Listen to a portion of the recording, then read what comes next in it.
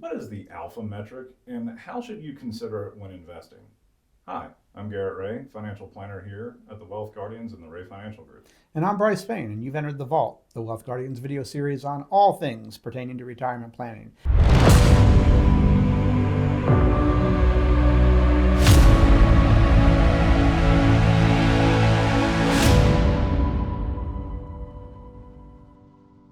In this episode, we're going to talk about the alpha. We're going to give you the definition and help you understand how it's calculated so that you might be able to use that knowledge when doing your own investing down the road.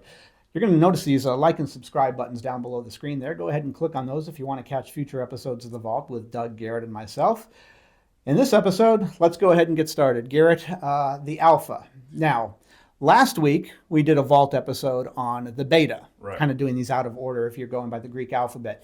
But we did the beta first because that's a metric that's important for you to understand how that works if we're going to advance the conversation to now talking about the alpha. Yep. So if you want to catch that episode of the beta, you haven't yet seen it, there it is right up there. There's the link to catch that episode.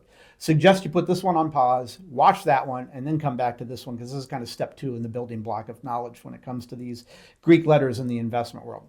So in short, the beta is the metric of how volatile an investment is when compared to its benchmark. Correct. Yep. Now, we're talking about alpha. Alpha is comparing an investment or an investment portfolio's annualized average return to its benchmark. Yep. So the first thing that you want to do, well, let me do this. Let me give you the definition according to Investopedia. Textbook definition. Definition according to Investopedia on alpha. Alpha is a term used in investing to describe an investment strategy's ability to beat the market or its benchmark.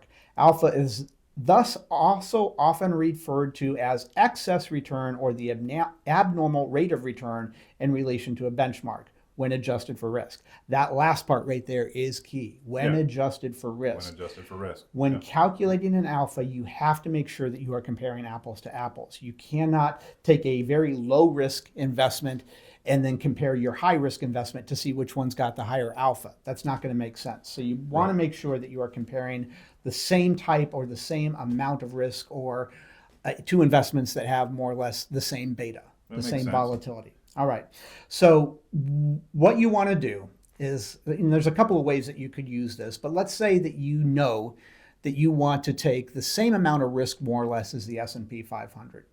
You figured out what the beta is. Yeah, you figured out what the beta is on the S&P 500, and you're comfortable with that amount of risk. So now you're thinking, but are there other investments out there that are just as risky, more or less, but might be have a better annualized average return for me than the S&P itself?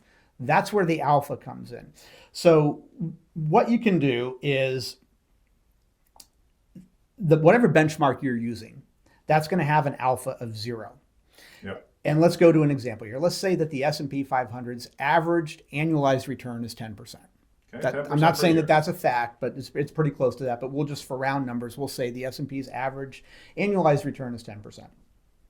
But you find an investment out there that's more or less the same risk, and you realize, or you go through the calculations and realize that its average annualized return is 12.5%. Okay. All right. So you take the 10 that was the S&P 500 minus the 12.5, and we've now got a 2.5% difference. Yep. So the alpha on this other investment, we'll call it mutual fund 1 that you're looking at, has an alpha number of 2.5. Yeah, because it beat the S&P by 2.5%. Right. Basically. So it's a positive number. Okay. Positive. Now, that's not a huge difference, but it's significant, 2.5%. Okay, so we're going to bookmark that investment. That's one that you're considering now because it's got a positive alpha number. And you look at another investment, again, more or less the same risk as the S&P 500, but its average annualized return is 9%. All right, that's 1 percentage point less than the S&P 500. Yep. So it now has a negative alpha, or an alpha of -1. Right. Yeah. Okay. If that was the only thing that was important to you when deciding what to invest in, was what's its alpha, you would go with one that has the highest alpha that you could find. You could take 10 different investments out there, all, again, very important, more or less within the same risk zone. You'd go with the one that has the highest alpha. I'm not saying that that should be the only thing that's important to you. There's a number of other factors that out there that you should be considering if you're doing your own investing. But if that was the only thing, all other things being equal between investments, Right. then that would probably be the one that you'd want to go with. But you got to make sure that you're not making the mistake of comparing a low risk investment as the benchmark versus your higher risk investment, or vice versa. True. Let's say that you're okay taking the risk of the S&P 500, but you look at, say, cryptocurrency, which is going to have, if we just look at the last, say, 10 years, Right. a much higher average annualized return than the S&P does. Yeah. But are those the same risk? Absolutely not. Absolutely not. So you wouldn't want to compare cryptocurrency to the benchmark of the S&P 500. You'd have to compare it to something else. I don't right now know what the benchmark would be for cryptocurrency, but certainly you wouldn't want to compare that. And I was trying to think, Garrett, before we went in here, what would, me being a lover of all things analogies, what would be a good analogy to use? And I came up with, and again, this is showing you why it's important that you pick something that has a similar risk. Let's say that there is a high school wrestler who is winning 100% of his matches in his own weight. Just Dominating his field. Okay. If you then went and compared him skill-wise to an average Olympic grade wrestler, who is only winning 50% of his matches, you can't say that the high school wrestler, because he's winning 100% of his matches, is a better wrestler than the Olympic average guy. Yeah, the Olympic caliber athlete. Right. Yeah. So you're not comparing apples to apples there. So just because he's got a higher winning percentage doesn't mean that he's a better wrestler. And that's why it's so important that you're comparing apples to apples here when finding out the alpha.